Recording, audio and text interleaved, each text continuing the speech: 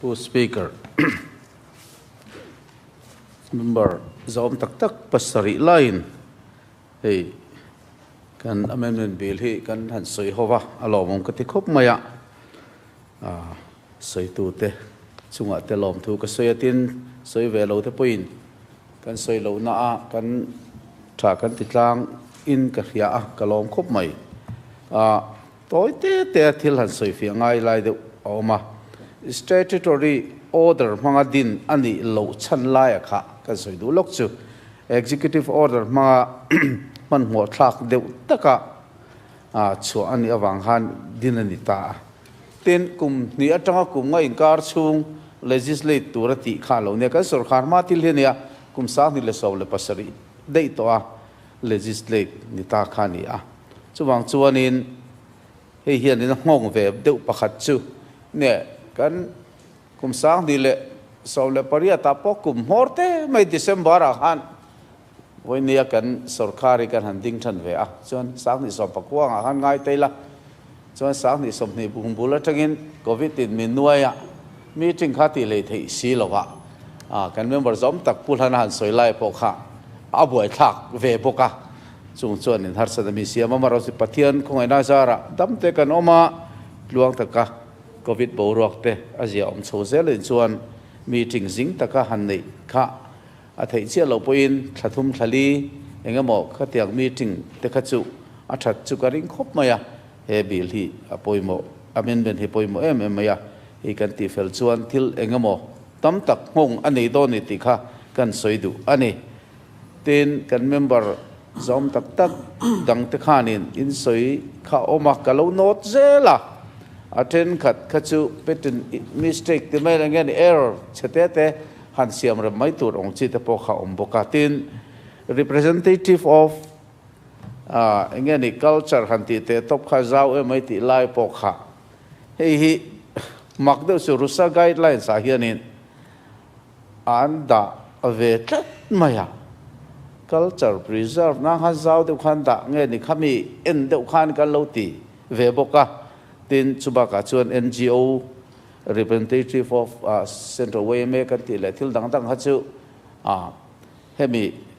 amendment hi kan han pe chho hi chuan rules tak dang hi la siam tur hi om doning karinga khang kha nakina kan keter thei tur ngai te la ne advisory council ti hi mun tam taka chuan an nei lo ti kha dik chia ka hiat china chuan Kerala hian an nei ve thung ani hi ka hiat deuh ania adang po ni an omin ka ringa thoina maro chu kha kan soilok ani chu tin thil dang le chu hemi rusa 1 le 2 implement dona hian state proposal le plan te hi executive order manga engeni council din khanin soi hona kan nei thina kami approval nei khan thil kha kal thina engponi sela rusat uana kha an top tur kha India sarkar po khwani ngai to na kha an lo mang em lo tu hieng ting an diesel don ti kha ngai to na kha an seng mang lo dewani kum sang ni le som le pakukum top lam pang khan ta chuanin ke ni hi a beneficiary hian Mizoram state hi a berti singam hi kan ni karinga angeni infrastructure hian best performing state kan ni ange bo ka helova in kan ria te chumin han tia ma se zia ke lom lowa alom ma tin chu mi pi ala ma chen ka lom ne mem chu pu speaker alom mem chu hemi rusa nuai hianin faculty kan tia hei assistant professor 0.2 UGC scale 0.2 he lo he mero tum saka karia swalo chuan India rampum puya hian rusa teacher kan ti associate assistant professor kan tiang hi zani zat vel bora hian Mizoram han kan chang tam khop maya somsari le pani sanction kan muwa alom dang lam kho mai adang khan state dang khan in 0.2 kha an mu ve mang lo thuk deuh ning ka ria akalom khop maya hi kan và này nó tắc đi theo point cái khác kan ta lang lok du ani eng poni sela ne a principal ek hi pan si a 50% deuh thone ti lai khat ne thil han chin so kan ching uluk ve dewa kan ti tang kan lu thuk ve dewa chu wang chuan aneu heti zong hen ni se academic excellency tak tak tur chuan zirna tha tur chuan ti kan ngai tu na sa ve ang renga khami kan ngai tu na zona khanin fel to lo kha kan mu tam ve dewa chu wang chuan he nge bel ni se pai ni se ti kha kan ron ti tam ve bok ani kha kan thiam tlang la kina phei chuanin consultative committee te po hianin kan mala nan tlang pui te po min clear pui te po kha thamai thei le eng po ni sela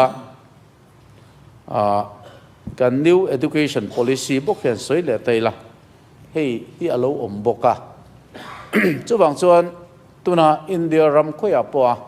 anu luk em hemi chu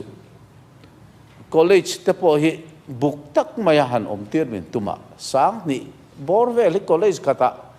engani ton ma comprehensive kan tiang deuh khan march kho ma khatia ti te du dan te ne maro atak takasan thei si lowa ai nga pon ni sela quality academic excellence hi engkong po hiarin kan new education policy hen atum hi ani na zona khan khami cover address zong khanin kan malak nei kan kal angai dona nisina kan members om ta kan vice chairman higher and technical board Dr. Chanpuya Seng Deu Lek Khan tu te college po hian exam hi kan be me kani engani min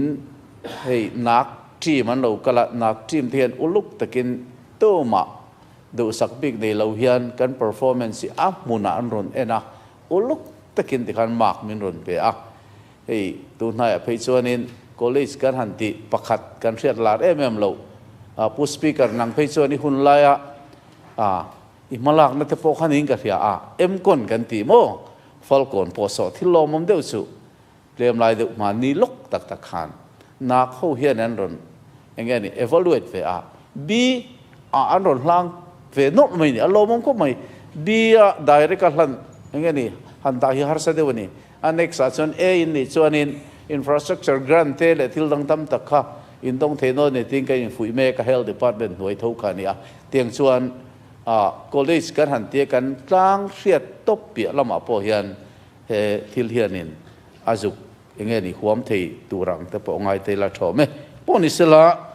soidon so sei tu tam tak o manga bil dang te kan han ne kan member zom tak tak ten uluk takin min ngai tu apui ning ka ria in lama te po tianga poine soi ho na chatak kan nei hi alomom tak zet in ka ria chuwang chuan he kan ka amendment bill the Mizoram State Higher Education Council Amendment Bill 2021 hi pu speaker he house hian lungro taka kan pass theina turatan a member te kan somin kan gen le ani kalome